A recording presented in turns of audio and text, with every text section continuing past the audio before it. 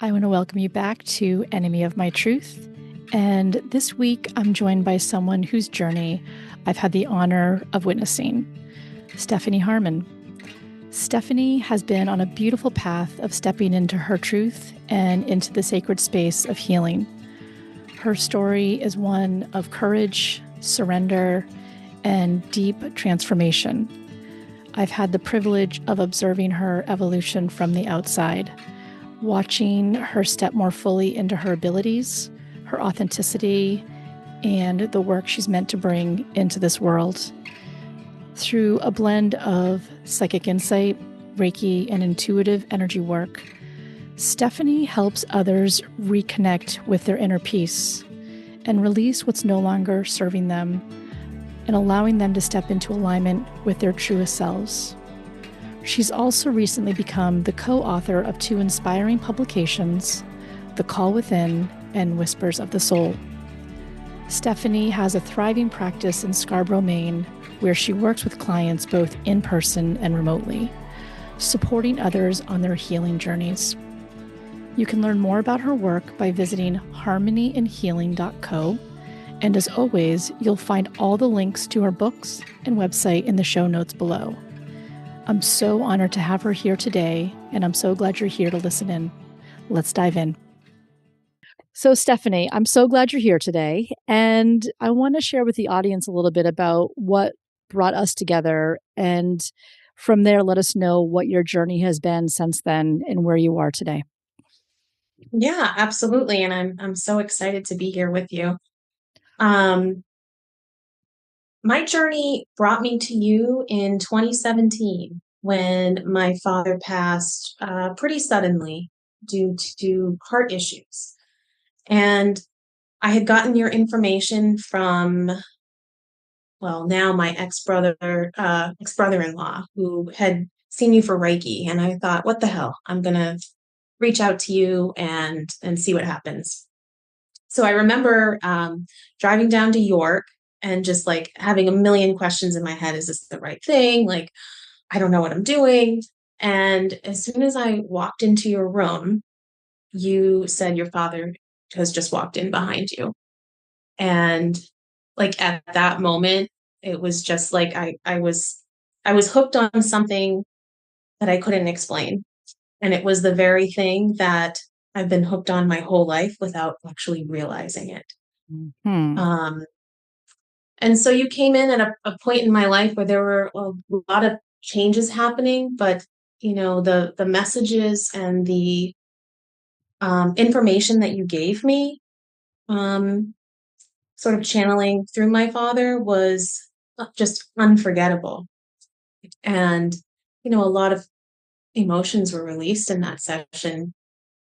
But you had said something to me in that session that I couldn't let go of, and it was, you have this intuitive ability yourself.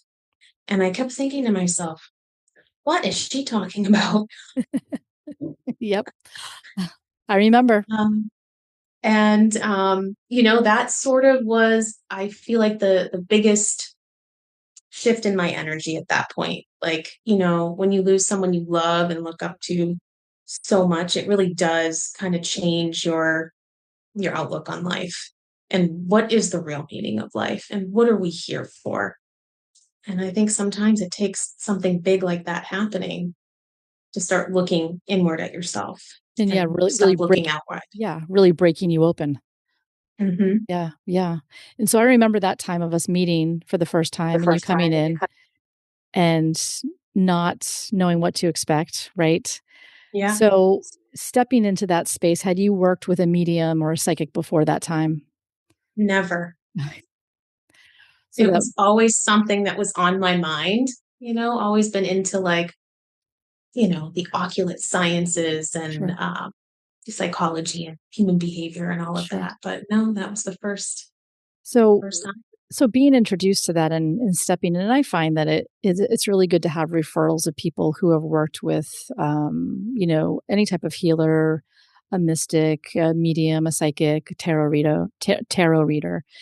it's nice to have that word of mouth because you don't know what kind of space you're going to step into and who you're working with because there's so much vulnerability and so much emotion with that. And you want to be able to trust the person you're working with. So, coming out of that session together, what started to happen for you afterwards? And I'm going to ask you that because that session, you may have been stepping in to connect to your father. But from my perspective, it was a session to nudge you to see yourself in a very different way, to unlock something. Yeah, absolutely. That session unlocked a lot inside of me, and it actually, not only unlocked, it actually made me start remembering who I was. And I from there on, I started seeing my father in ways, and he would show up, a few times, kind of just like himself. And I started seeing him in mirrors everywhere. I remember waking up in the middle of the night, and there would be like a party in my mirror in my bathroom. And it was like a bunch of my ancestors and my grandmothers, and they're all like waving. And I'm like, is this for real? Like, is something going on with me? Have I Sure. lost it? And, at that time, I started sharing some of this information with people around me. And, some people are very open to these things and some people are very closed off. So it was a mixed bag. And, there were still parts of me that was like pushing who I truly was down, because I had some run-ins with the other side in my younger years. And, sort of the feedback you get from that as you're growing up is kind of like, oh, that was just a dream, or our brains do funny things, or, that kind of thing.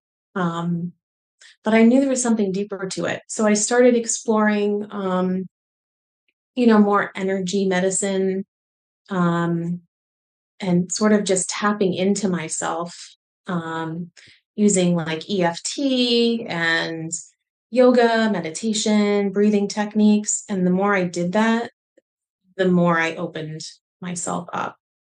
And the more I opened myself up, the more I had to take off the rose colored glasses, to really see what was going on with my life. Mm. Were you holding down just like you were working another like your regular job while you were starting to develop and really uncover, this energy that was pulling you to to, um, understand it more, to work with the energy, to get curious? Is that what you're saying, that you were doing this in tandem with just holding down a job and working outside of that?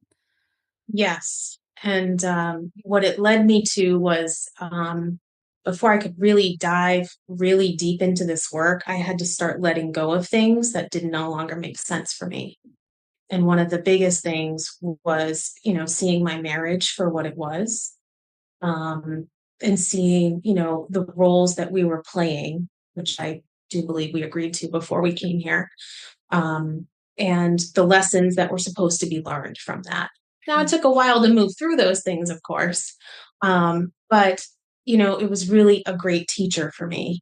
And when I started letting go of the marriage and moving through the separation and divorce, more and more started coming in.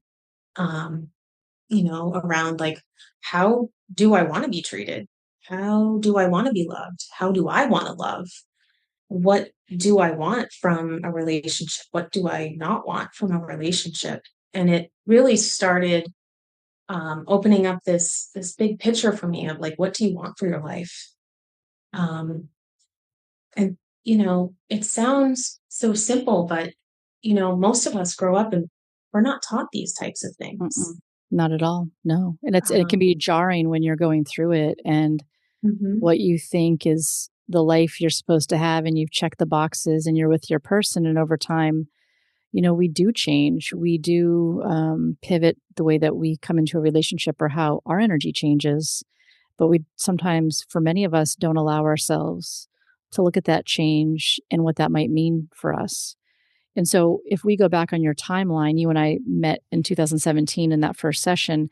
So did this start to transpire after 2017? What year are you in right now when this is going on for the dissolving of the marriage and you stepping into yourself and discovering more about yourself? Absolutely. Yeah. So it was literally like 1 year to the date from the day my dad passed to the day I filed for divorce. So it was within that year. So in August of 2018, I filed for divorce. Okay. And then, And yeah, what happened from there? So you go through that, that transformation of divorce. I think for all of us who have changed relationships or have gone through the energy of divorce, there's a sense of like identity crisis of, what did I just do for the last, you like, what did I just do? And then who am I right now? And that's scary when we're like, who am I? Because there's so many things that feel different and you feel like you're yes, walking in new shoes, right? absolutely. And I let go of everything. I let go of my place to live. I let go of my dog. I had to let go of my ex-husband and my stepdaughter. Um, just for my own well-being. And I did some deep therapy, coaching, energy work, Reiki, sound. I started like tapping into, all these other modalities. Because at that time too, I started realizing, um, you know, even if you feel good, quote unquote, how good do you really feel? And so these modalities kind of opened up a new way of living and feeling in my body that I really had never experienced before. And so, in the midst of doing a lot of this work, I had some tests along the way with, dates and things I went on with people, and it was like, oh no, I know this feeling. Nope, this isn't for me. Like, thank you for the experience. Like, I'm going to keep moving forward here. Um, and in 2019, I met this man that I think in one of the readings after my father had passed, you and another medium had told me 9 months before meeting this man that ducks were going to be very important. You couldn't really give me the reason why, but my dad was coming in and saying, you'll understand the ducks. And like, no kidding, like ducks were at my car in the morning, like going to the gym. I'm like, this is so strange. They were everywhere. And in the summer of 2019, I was bartending on the side, and I met a man whose nickname was Puddle Ducks, and it just stopped me. Like I was like, okay, this is the person. And after I don't know a month or so of him coming in, he ended up asking me out, and we went out on a date. And it was cosmic. Like you could just feel it. And um, I decided that I was just going to tell him everything on that date. And it was like either you accept me for who I am or you run for the hills. And he didn't run for the hills. And it was just this beautiful, beautiful feeling of this unconditional love for each other that I had never experienced in a relationship. And, you know, during COVID, he ended up getting sick. He was getting these bad stomach aches. And when I finally took him to the ER one night, because he was a little bit stubborn, um, they found like stage 4 um, cancer in his lower regions. And, it was like 6 months from that point on till he passed. And, he did go the conventional medicine route way and all of that. And, but what I really learned from that experience was, um, he really was the catalyst in which I shifted and decided that I can't keep going the way that I am in terms of like my purpose, my work, and just the way I was looking at life. Even though, we had done some work, there was still a whole lot more work to be done. And the gift that he left me with was, you know, to find your peace, to find the things that you love, and that you yourself are your greatest love of all. Well said. And you know, it really made so much more sense after he passed. He's like, you've been looking, seeking, and searching your whole life outside of yourself. And like most people, that's what I did. And, Mhm. even at times you have to kind of reel yourself back in and say, am I looking for some sort of validation or approval outside of what I'm doing right now? And so, yeah, I mean, the amount of gifts and lessons he left me with were immeasurable. Mm. Mm. But that really started me on this journey of, okay, how do I leave my corporate job? Um, I had been doing I was in a leadership role in mental health and developmental disability field. And it was one of those things where, like, you would climb the corporate ladder and um, it was just not what we were promised. I was just like, this is not it. Like, I'm not making the impact on humanity that I really, want to. And if you look at a lot of these systems that are out there, like, by no fault of, anybody themselves, but it's just a crumbling system. And there's so many people that need our help. Um, so yeah, a couple of years ago, I left and I opened a small business doing psychic mediumship, um, Reiki, intuitive healing, sound. And my latest addition to what I offer is I have something called a BioWell, which is a bioenergy feedback machine, which can show people in real time, chakras that are blocked, and, creates frequency around how to help some of those things become unblocked. Mhm. Um, it's a really cool machine. That's incredible. So I want to go a little bit back to the things that you're offering today and where you are today because of that. So Yeah. your journey led you into different healing modalities, and more so to talk about your own abilities through connecting with spirit, through mediumship, and through Mhm. psychically connecting with individuals. What was that journey like of developing yourself in that way, of stepping into it? And did you feel from perhaps the first time you may have had a mediumship session to actually connecting with spirit yourself and stepping into the psychic space, how was that in terms of allowing yourself to go there? And after the loss of your partner, did that really expedite things for you to really step into that and trust yourself? Yes.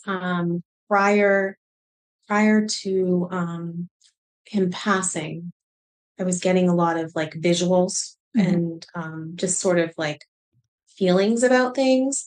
After he passed, he came in and was like, "Here you are," and it was just like this immense amount of chatter that was happening in my brain and around me, and I wasn't quite sure how to hone it, but on a deeper level, I knew what was happening. And I mean, I've used folks like you and other mentors to kind of like turn down the chatter and make sense of it. Um, but yeah, I mean, for a period of time, it was a little bit stressful because I didn't know how to quote manage it Sure. and turn it off or turn it down. And there were many sleepless nights where it was like, hey, like you got to tell this person this. Can you let them know? And so that took a little while to fine tune some of those things. And truly, the more I learn, the more I know nothing. And I'm constantly learning how to pivot with some of this stuff. But the other part of your question, like I think you asked the challenges with Yeah, those sure, things. sure. Um, well, the challenges were like letting go of a lot of the things our ego is constantly telling us that we need to hang on to. Whether it's like materialism stuff, your thoughts and your conditioning around money, around what things need to look like or feel like or be like. Um, and that was really hard. That was super challenging, and pretty ugly at times. Um, I mean, you really do go through a dark night of the soul to let this stuff go and release all the emotions attached to these things. And it holds on tight. Like, and I think it's also about as we step into authentically who we want to be, and I think even that we don't really know what we're going to be. We just have to believe that pull to step into something, into the unknown, is we have to trust it. And I find that when we step into this work, in whatever healing modality that is, we begin to trust ourselves more and realize more and more how long it had been waiting for us just to discover it, right? It's Yes. like patiently Yeah. waiting. And did you find that have you found your relationships changing, whether it's through family or friends, as you stepped into more of what you're doing, that there's been a change in the dynamic or the way that you're vibrationally showing up to those relationships or how they're showing up to you and letting go of some and creating new ones? Oh, yes. Yeah. This part was huge. Yeah, in terms of letting go, there were, a lot of friendships that they were not serving my highest good. Um, and so when taking a look at all of those things, I got to see the roles that people were playing in my life and what roles I was playing in theirs.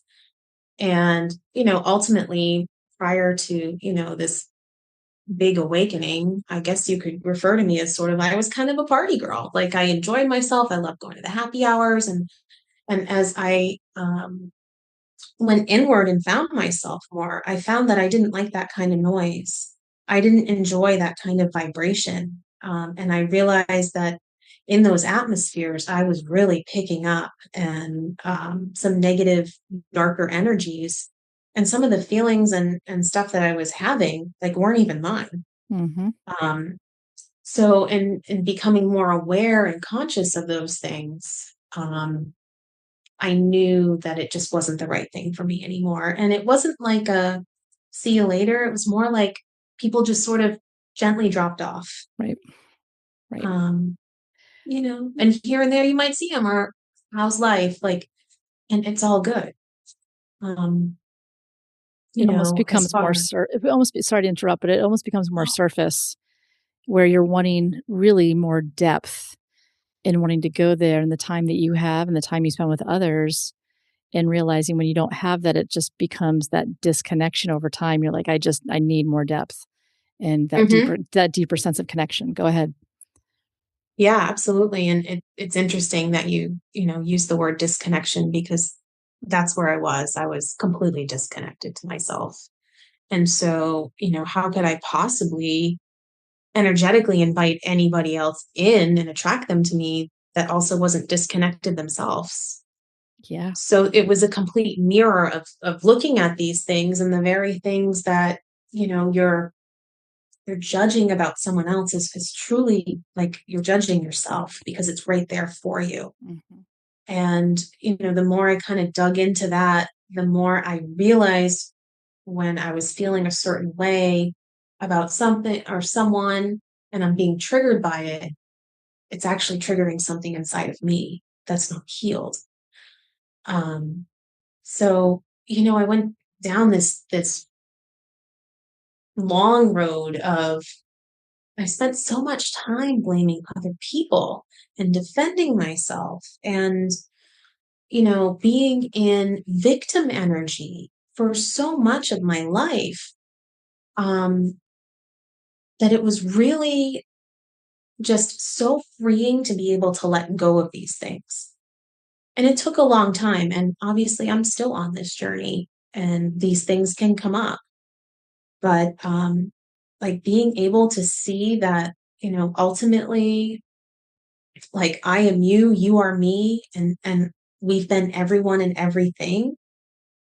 And that's why we feel certain ways about people and things because we've also experienced them, whether in this life or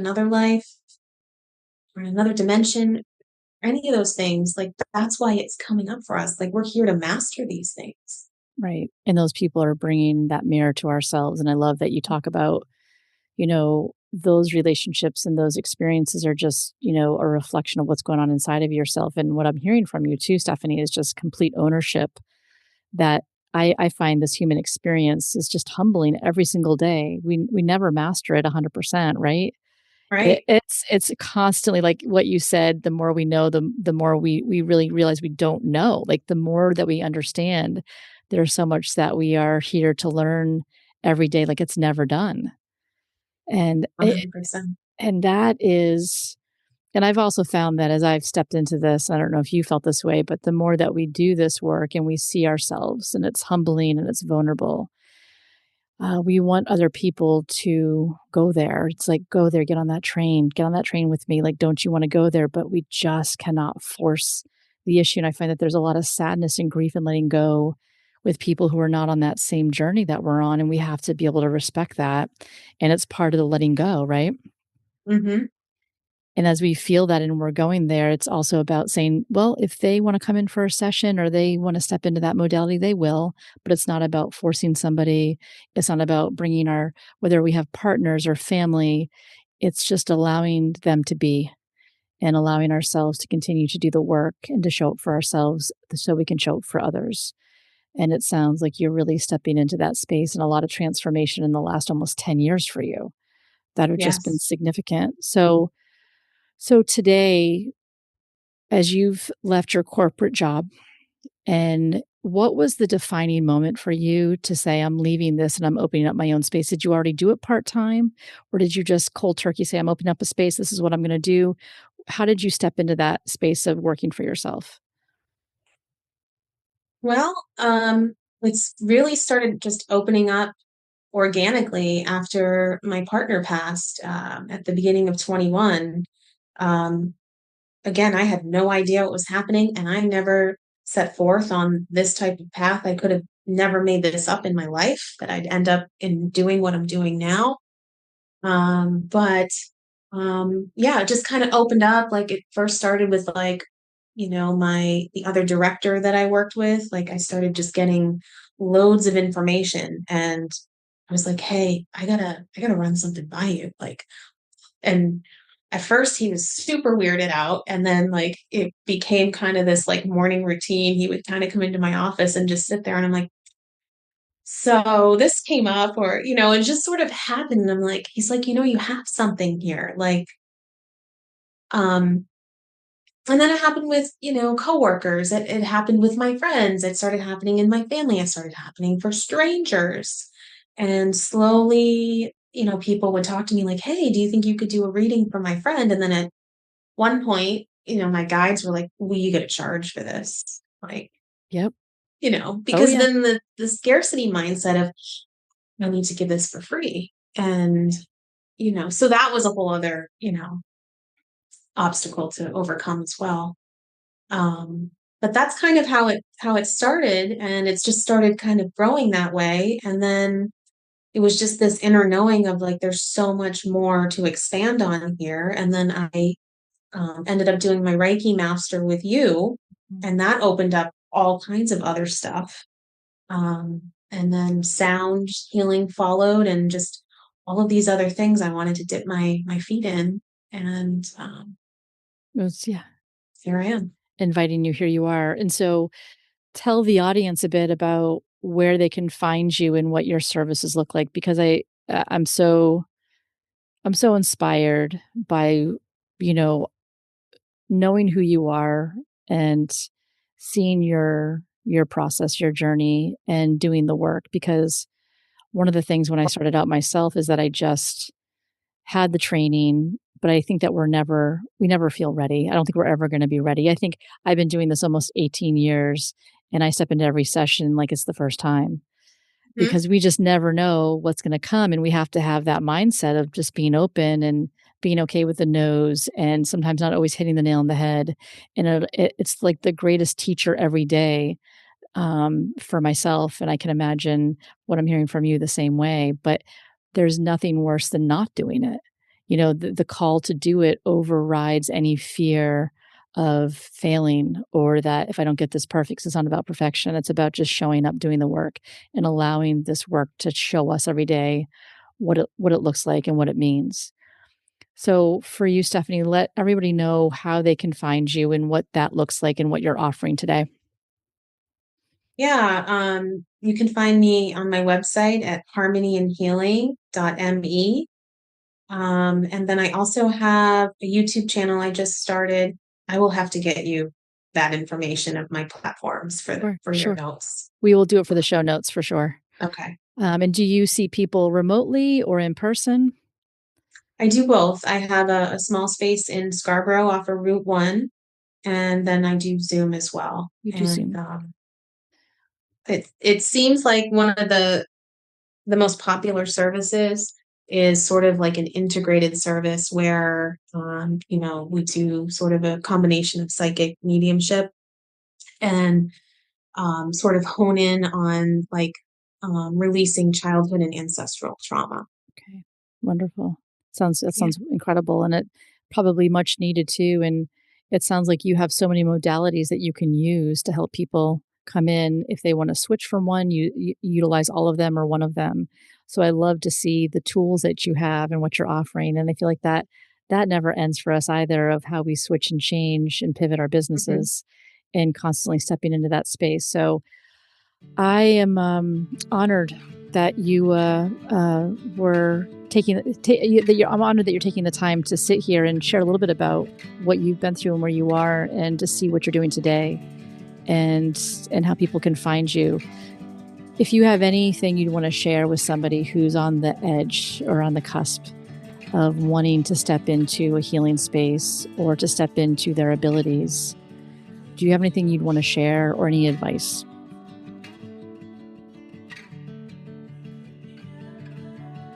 Yes.